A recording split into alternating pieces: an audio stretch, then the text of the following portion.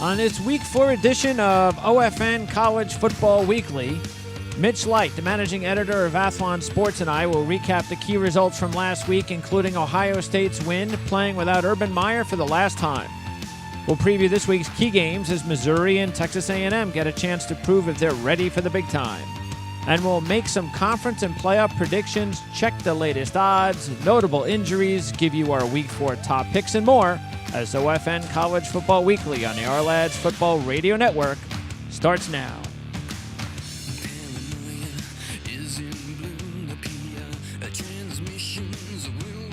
It's Thursday, September 20th, 2018. I'm Greg DePalma. Thanks for tuning in to OFN College Football Weekly as we preview Week 4 in college football. OFN College Football Weekly is brought to you by ourlads.com, bringing you the top pro and college football depth charts on the net. PrimeSportsNetwork.com, where we debate, handicap, and inform with the very best.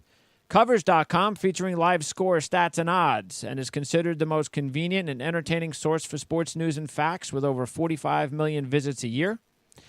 And Athlon Sports, the leading publisher of preseason annuals for more than 50 years and is sold in 60,000 outlets nationwide.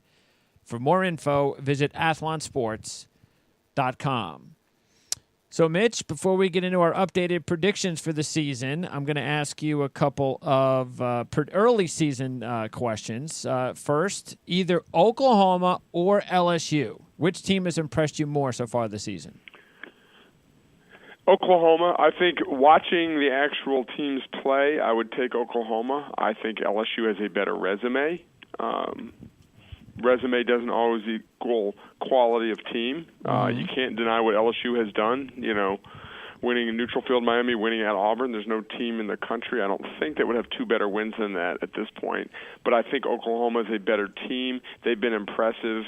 The seamless transition at quarterback. I mean, Kyler Murray. If you would have told me Kyler Murray was having a great year and there's some Heisman talk, I'd say, sure, okay, he's maybe putting up Khalil Tate type numbers. You know, he's running for 150, throwing for 200, but not, you know, he's throwing the ball better than I thought. You know, I saw him play in person as a true freshman a couple of years ago, and he was, you know, a great athlete. Never thought he'd be this type of quarterback. So all the credit to that coaching staff. But two teams that have probably definitely surprised some people this year. All right. Now, as far as the opposite end of the spectrum, is there a more disappointing team in college football this year so far than USC? Florida State, I think. There you go. Expectations for USC. I'm trying to think. You know, in our magazine, we probably had them ranked about the same in the teens or the low 20s. You know, USC is. So USC would beat. Would you think they would beat Florida State?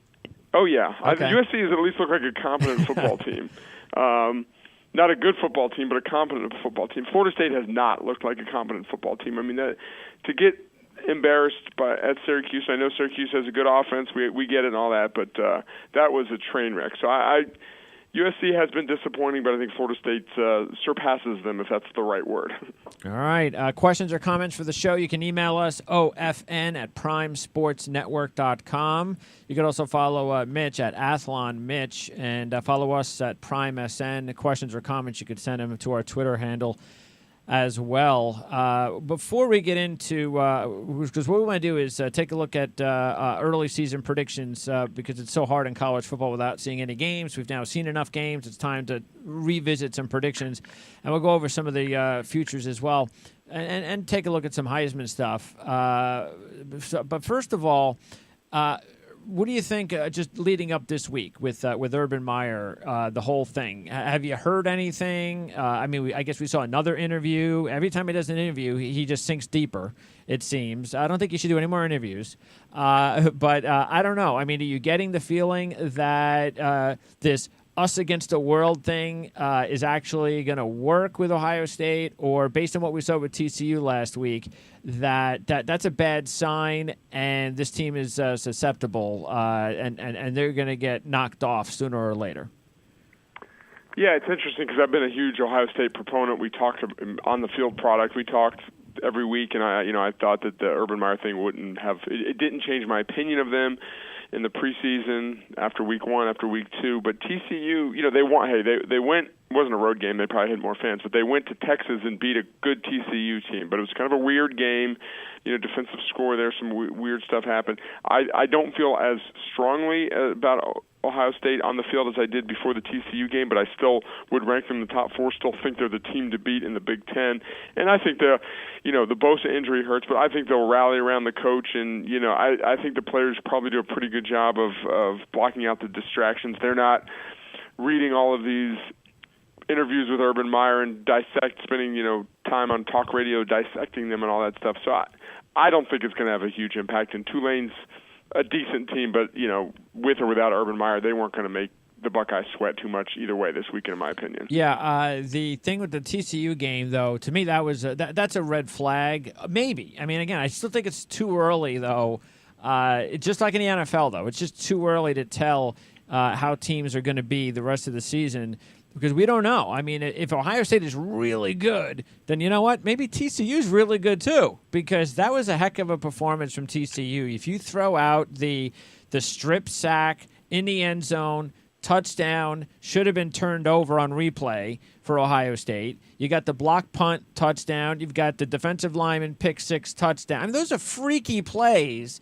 And they gave up 511 yards of total offense to TCU. I mean, if the freaky plays are thrown out, TCU could – I mean, that game was a 50-50 draw. Yeah, and, I mean, we keep saying it, but we just don't know how good these teams are. And, quite frankly, we don't really learn until midseason sometimes. There's just not enough good games against, quality Power 5 team against quality Power 5 team. I saw Notre Dame in person. People had 20 people ask me, is Notre Dame any good? Well, I don't know. They didn't look great, but they also beat Michigan, so you can't take that away from them. Well, then Michigan's not any good. Well, then who's good? I know. You can keep talking yourself. Alabama's good. We know that. Clemson's good. After that, you keep talking like that, then no one's good. Yep. All right. Let's take a quick look as much as we can at our new predictions for the season, and let's start in the SEC because I don't think we've changed. You're still going Alabama over Georgia. I'm still going Georgia over Alabama. But I think we both believe that Texas A&M is going to be much better than we thought after the Clemson game.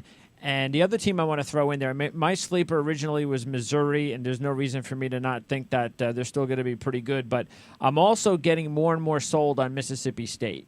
And that really makes the SEC, as usual, the best conference in college football. When you take a look at, there are some really good sleeper teams in the SEC, Mississippi State, Missouri, and A&M are just 3 of them.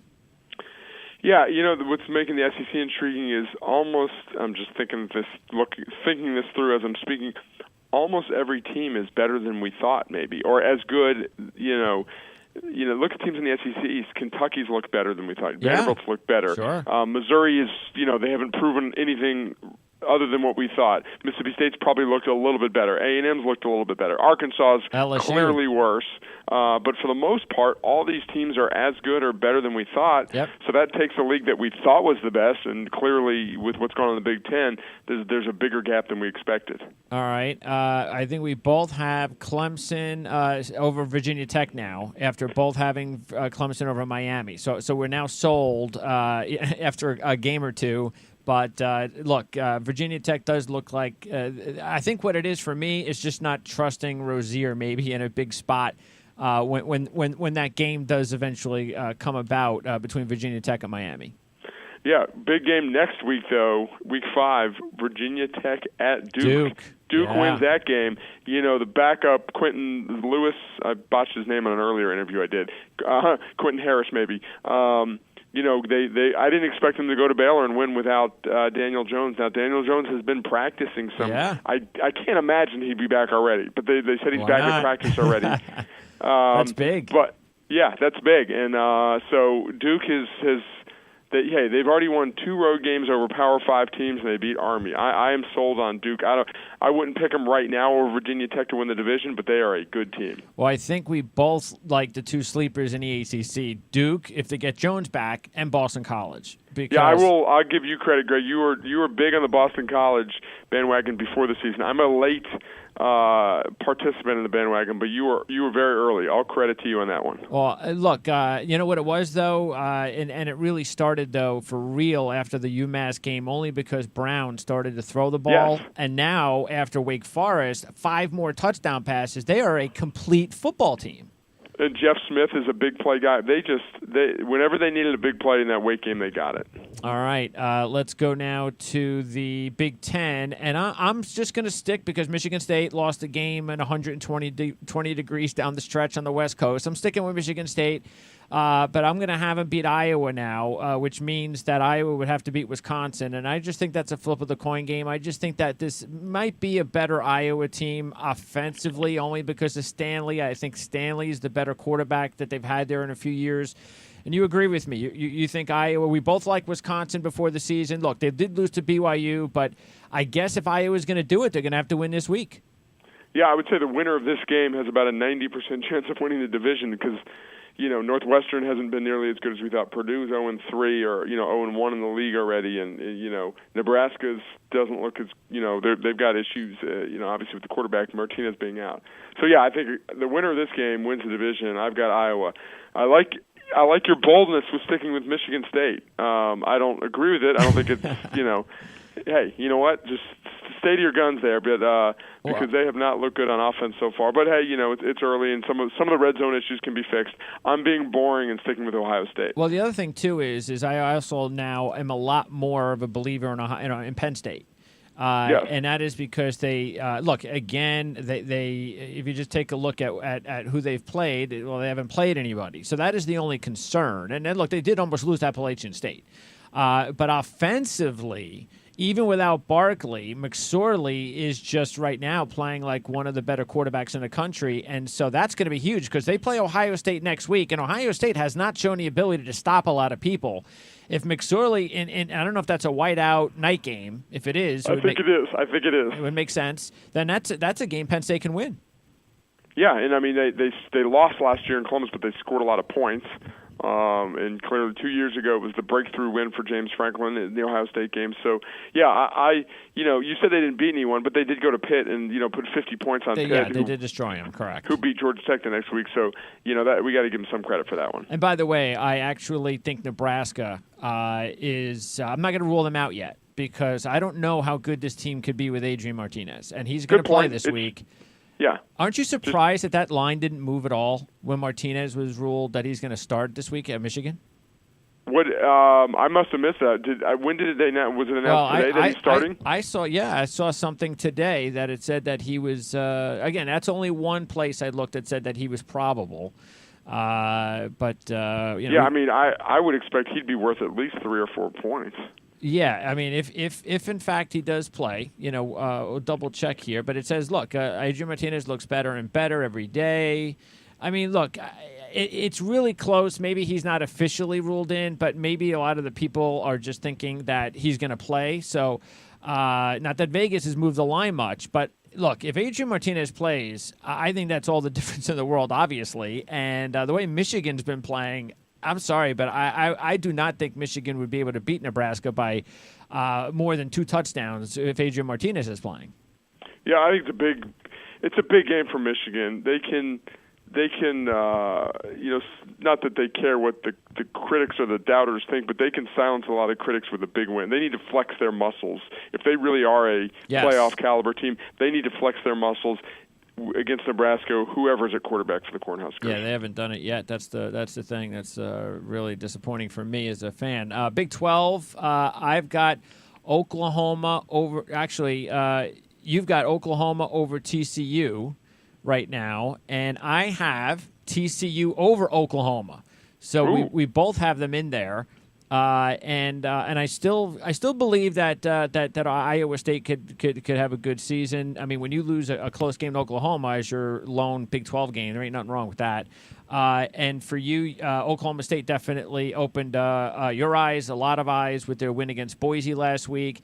But they did take advantage of a couple block punts and so forth, but the quarterback played well. I was very surprised at how poorly Boise State's defense played at times, and I'm getting sick and tired of Brian Harsin losing big games in these situations. Boise State's just not the way they ever, this is not Chris Peterson's Boise State Broncos. I think we need to get we need to get away from that. It's just not fair to Brian Harsin. Yeah, I mean, that was the MO of the program in the past. They would just rise up, and if whether or not it was off season or 3 or 4 weeks to prepare for the big Power 5 opponent, they were always at their best in the big games. And they had a great opportunity after opening some eyes with a dominant, bigger than expected win over Troy, which then Troy turns around and beats Nebraska. Right. But now they get, they go to Stillwater, and I don't want to say they lay an egg. They just didn't win the game. But you kind of alluded to it. I was impressed with Taylor Cornelius and the production, and the balance in that offense. I thought he would struggle in his first game against a good team. So looks like business as usual for the Cowboys. Yeah, and you know what's impressed me more about Oklahoma State was actually they played defense. I mean, the Brailford kid looks Jim really Knowles, good. new defensive coordinator from Duke. If they can get that thing, I don't think they'll ever get it solved. But if they can become kind of mediocre on defense, they'll put them in really good position. All right, Pac-12. I have Stanford over Colorado, so I'm sticking with Stanford. You've got Washington over Colorado. We both like Colorado definitely now for real. They look like they're back to being an interesting dark horse, especially in that division with USC and UCLA imploding. But with Stanford, I got to tell you, it's I got to see Bryce Love with the week off in this game against Oregon, because if they don't get the real Bryce Love back, they're going to be vulnerable sooner or later. They can't just keep relying on KJ Costello. Because I'm telling you, it's not just about putting 9 guys at the line of scrimmage. I don't know if you've noticed, but I have. When Bryce Love when he's gone up and he's had one guy to beat, I haven't seen him beat that guy. I've seen one player, one defender take care of him, and that's not the old Bryce Love. Yeah, I mean, he specialized in the big play last year. I have not noticed that.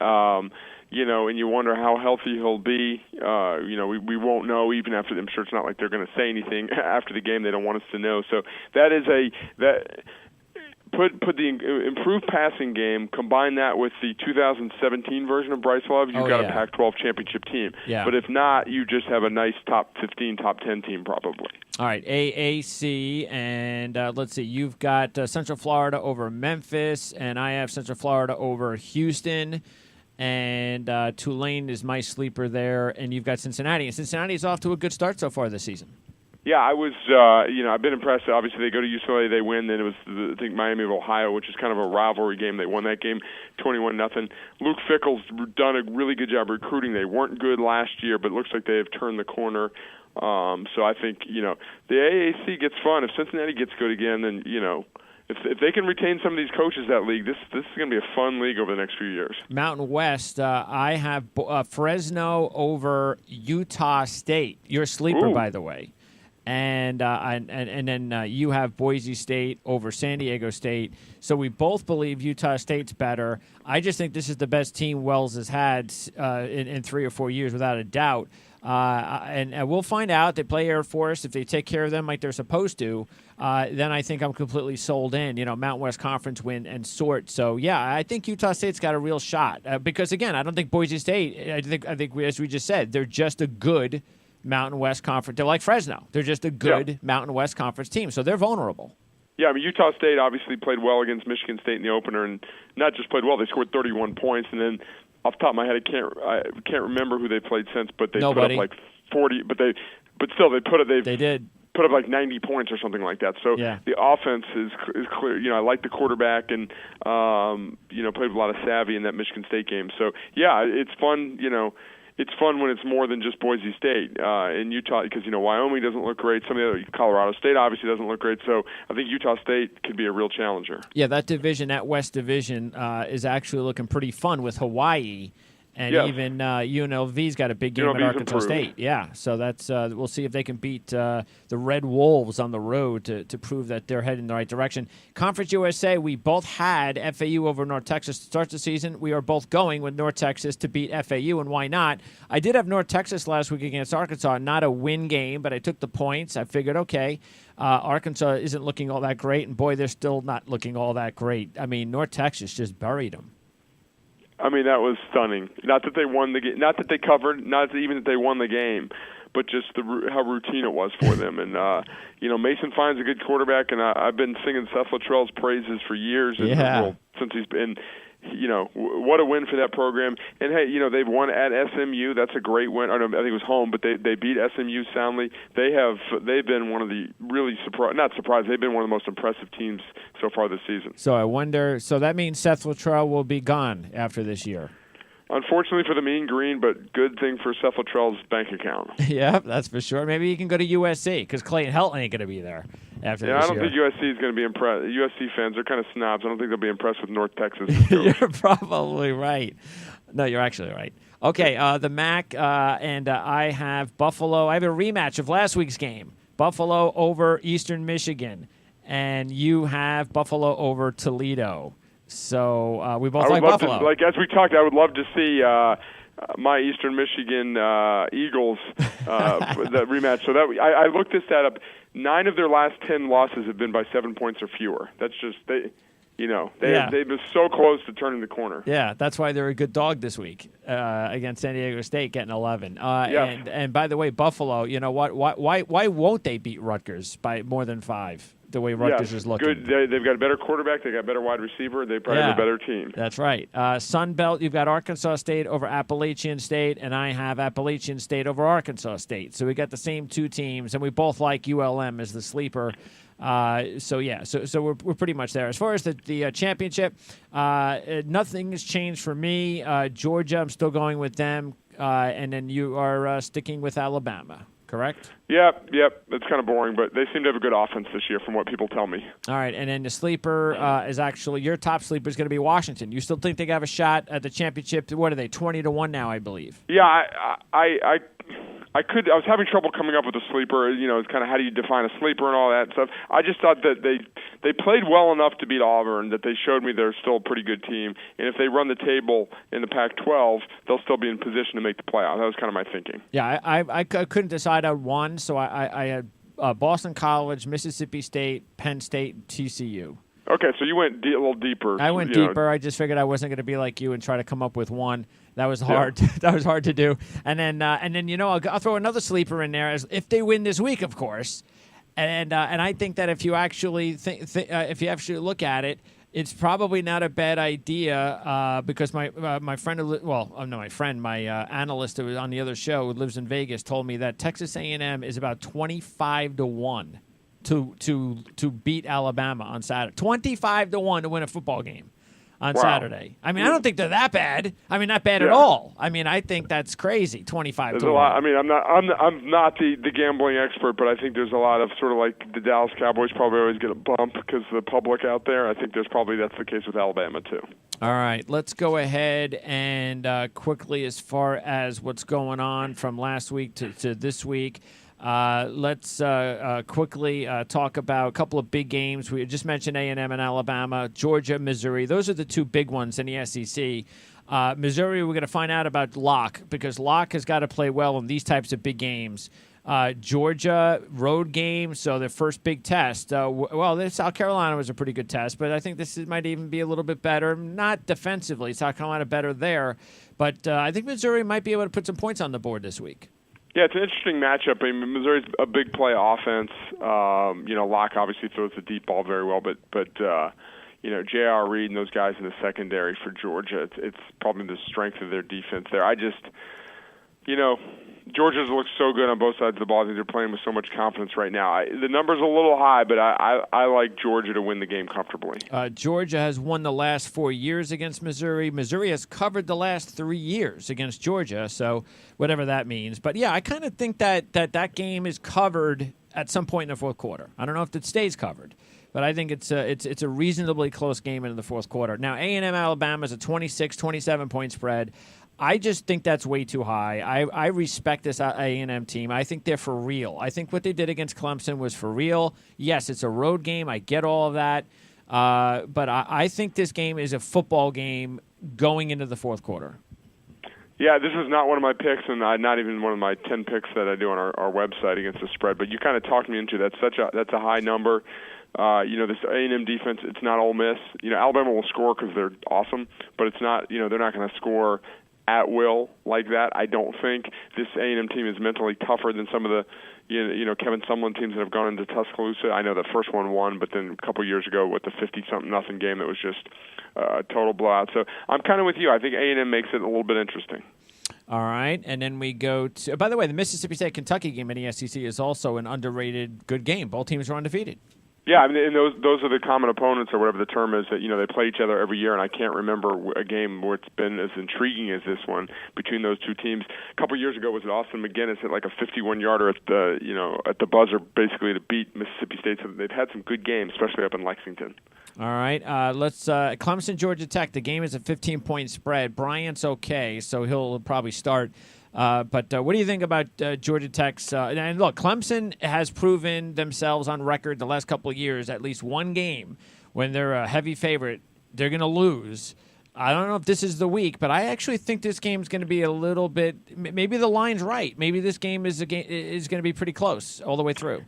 Yeah, Georgia Tech's been a little bit of a disappointment. They coughed up a lead at South Florida a couple of weeks ago. They've had some injuries, then they lose to Pitt. I agree with your theory on Clemson maybe stubbing its toe, and as much as I love the option, I just think that this option against a defensive line like that, sometimes, it's so athletic and they're so good. They see them, they play every year.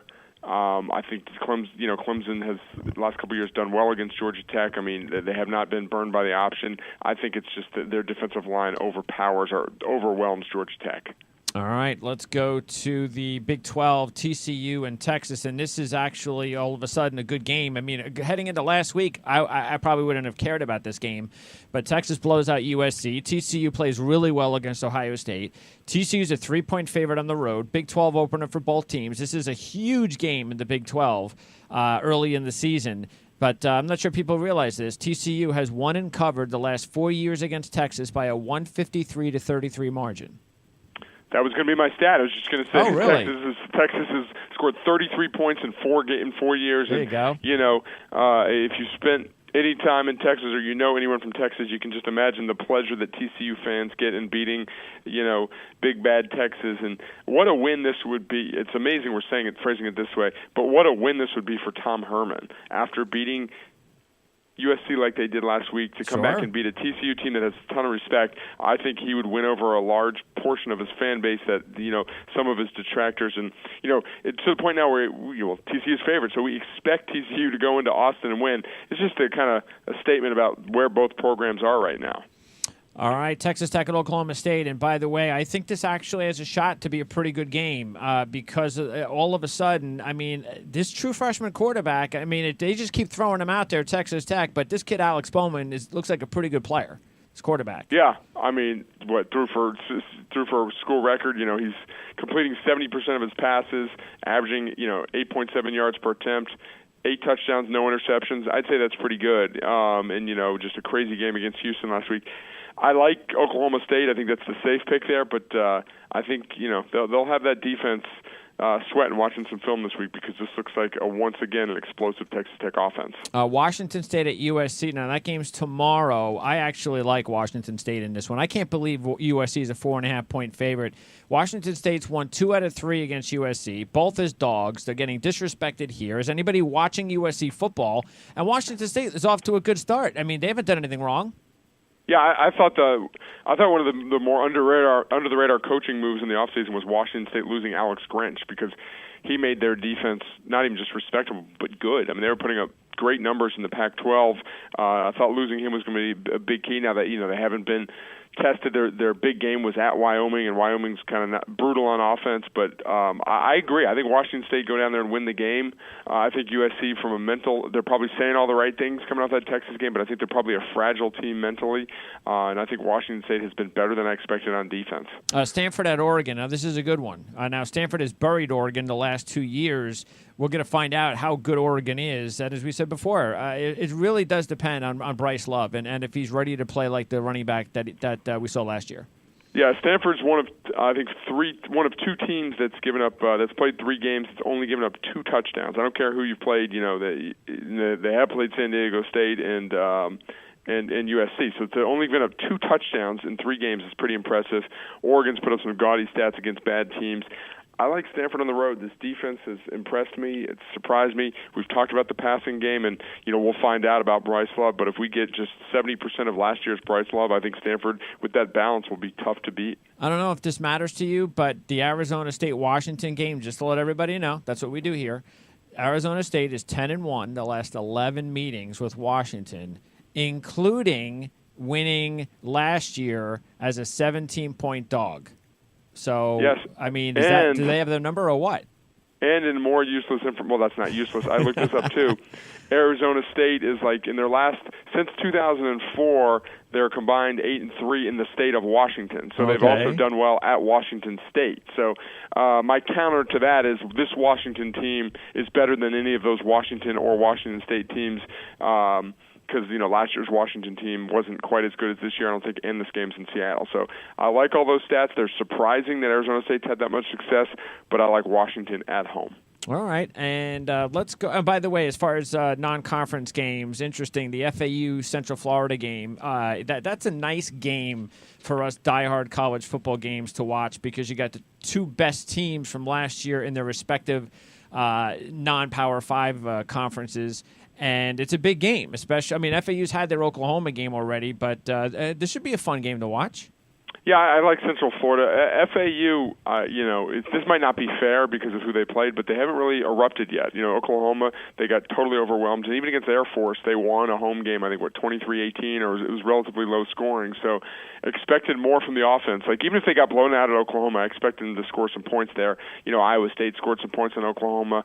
So I'm interested to see if they can kind of, get it going, but I think Central Florida rolls. Notre Dame Wake Forest is a good one. Wake Forest may Hinton's back, and he might wind up getting in there in the first quarter if the freshman doesn't play better than he did last week. Notre Dame doesn't do much on offense, but their defense has been fantastic. Yeah, I saw them in person last week, and they just don't threaten you with the passing attack. Wimbush threw one big pass on a wheel route, hit the tight end. I think it was tight end right in stride there. They're very athletic on the front 7. Although Vanderbilt did, get 440 yards and average 6 yards per attempt, and the last 7 drives, every one of Vanderbilt's drives was 50 yards or more. That's 7 drives. So it proved they can move the ball on them. And Wake Forest has to eliminate the turnovers, which is easy to say, but then you got a true freshman quarterback. It's been a problem all 3 games so far for them. Yeah, I'm actually look, Shermer. I said it last week, and I was even more impressed with him here. I think he's going to be somebody that might not be a bad pickup, later in the draft as a developmental guy in the NFL. I mean, at Vanderbilt, for crying out loud, the kid looks pretty good.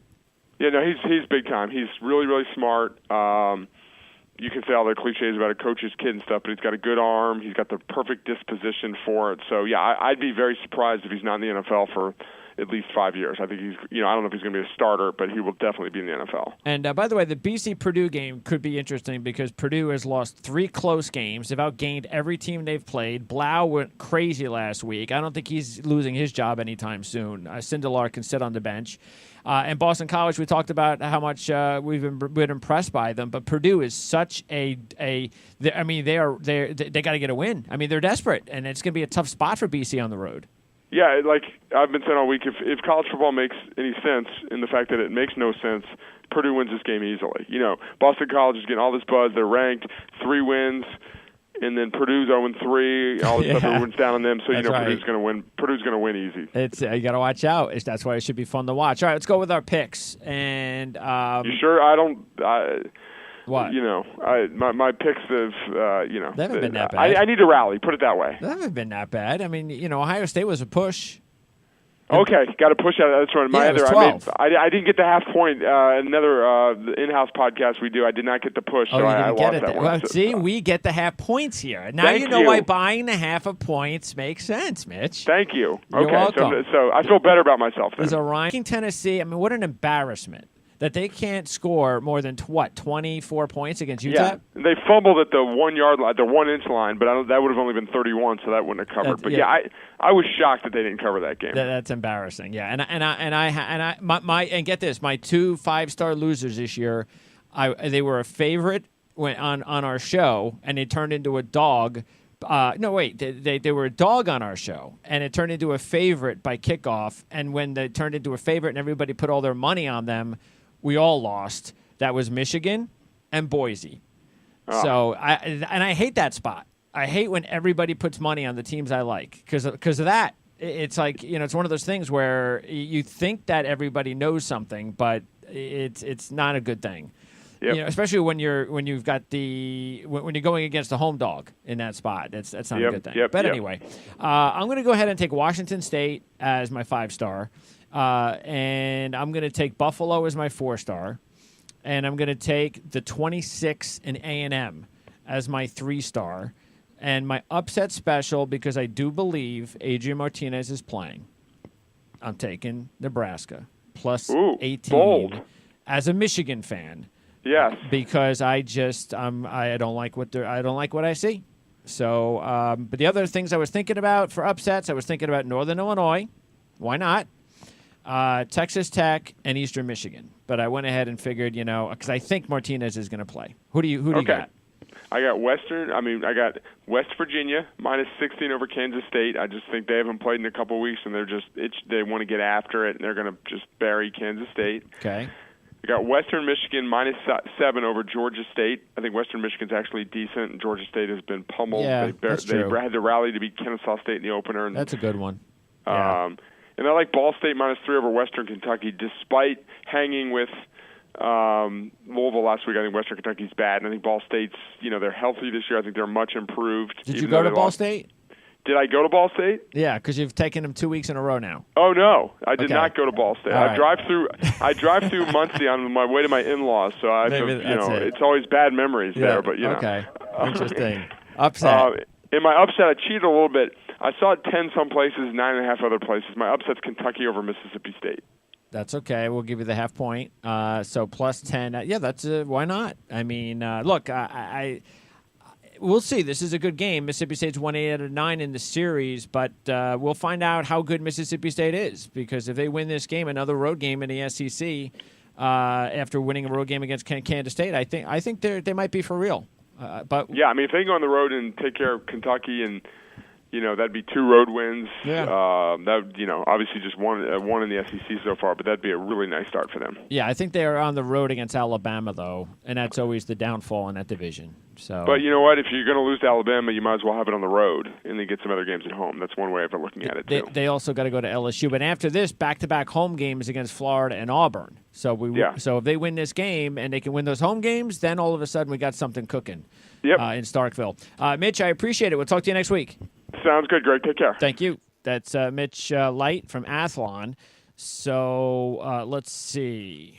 Again, 5 stars, Washington State and West Virginia. 4 stars are going to be Buffalo and Western Michigan, 2 MAC teams. 3 stars, A&M and Ball State. Upset, Nebraska and Kentucky. All right. And then, like I said, we'll throw in the other ones. Because the other ones, keep in mind, I do put, just like Mitch has his picks, I got to ask Mitch where, I guess his picks are at the Athlon website. I got to find out exactly where they are so we can promote it. But I've already started posting picks on the Prime Sports Network website. That's my website. Not at our lads, where we produce the shows over here on the network, the Our Lads Football Network. But anyway, so I've got my college football picks and the NFL picks, and I'm also we'll have the futures up too this week. So we'll have that all season long. And so just like Mitch, I have other games. I'm not even sure how I did last week, to tell you the truth. Let me see how I did last week. I mean, I felt like I did all right. I mean, I'm off to a good start. Going into last week, 14-9 with a plus 680. And I've always talked about this, that, look, like I said, with the being 1-2 on the 5 stars, and I said this, I think I was talking to Mark Lawrence about this on Wednesday from Covers, that I let those guys be the expert professional handicappers. For me, because to be a professional handicapper, you got to be able to zero in on and be really confident on a small number of games, because that's what you're trying to do. And you can't be giving people 20, 30 games to choose from. You got to give them a small number that you're real confident with. For me, I'm the exact opposite. I'm not good with the small number of games. I'm better in a wide variety of games. So I don't try to put too much emphasis on the 5-star over the 3-star. So that's why in our little system we have everything's even. So we have 100 on the 5, 100 on the 4, and 100 on the 3, because that's the way it works for me. And then we, of course, do the upsets, the double digits. Now, remember, these are double-digit upset specials on this show. Now, on my reports each week, I think I've added that at double digits, right? Let me see. Have I done that? Yeah, actually, I've done that because we were doing it on this show. So I used to do 2 different outright upsets in college. One between 6 and 10, and the other, or 9.5. The other 10 and double digits. But I figured I'll stick with the double digits since that's our theme on this show. Anyway, I have lost 2 out of 3 upset double-digit specials so far, but the 2 that I've lost, I had Vandy against Notre Dame last week, and that was a loss with a few seconds left, and I had Texas A&M a couple of weeks ago, and that was the last-second loss. So and then I had the Hawaii in the winner over Navy as my winner. So look, we've been close on a lot of on because those are the big ones. That's where you get big turnover. Vandy was a plus 380 instead of, see, that's why I care more about the double-digit money line specials than I do my 5 stars, because I'm only getting 100 out of the 5 stars, but in the double-digit specials, I'm getting plus 380. And then what was it? A&M was a plus 340. Now I hit Eastern Michigan at plus 480, not on this show, but as an official pick, but on just my regular reports, which is part of the reason why my numbers are up. And then of course Hawaii at 3-1. So that's why I'm at plus 680 right now, or I was going into last week. So just taking a look at my picks then. And again, what I do is I continue to, I just move over the top picks from this show over to my regular report, and then the only thing I add on are additional picks, and then I add on the double digits, if I have any more double digits. Now, the additional picks are only worth 50 in my reports. So what did I do last week? All right, I didn't add any double digits last week, upsets. So I had the same top 4s, and that meant I went 1-3. So I'm minus 200 there. So minus 200 for the week. So my additional picks, I had BC winner, Hawaii tied, Iowa State winner, Tulane loser, okay, Duke winner, Colorado State loser, North Texas winner, Oregon State winner, New Mexico winner, Texas winner, Fresno State winner. So we did really good last week as well. And you see exactly what I'm talking about, is that my additional picks, the ones that aren't valued as much, I did really well. When I get to the big picks, what did I say, 1-3? So that's why I've always been better with variety, and especially in college, because there's so many games to choose from. So that means that our top picks, our spread number now is 5-7. So that's not good, right? But our additional picks, if I take that away, let's say additional picks: 1-1, 2-1, 3-1, 3-2, 4-2, 5-2, 6-2, 7-2, 8-2. Our additional picks are 17-7. Big difference, huh? So I don't know what that puts us now, but anyway, I just figured I'd throw that in there. So we're doing good. We're off to a good start, and I just got, like I said, I'll get those picks from Mitch and find out where you can check them out. I'm just guessing it's at the Athlon site, but follow Mitch on Twitter at Athlon Mitch. I'm sure Mitch has got some promotion there on his Twitter account. And you can also follow us on Twitter at PrimeSN and email us, OFN at primesportsnetwork.com. So either way, you can reach us, questions or comments, OFN at primesportsnetwork.com. Send us an email, a Twitter, a tweet, at a message on our Twitter account, and that'll work as well. Now, we have one more OFN today. That is when Dave Koken's going to join me tomorrow early in the afternoon, and we're going to preview several games in college and pro football and get his take. We did that with Teddy earlier today on the OFN today. I think we had 7 games today with Teddy.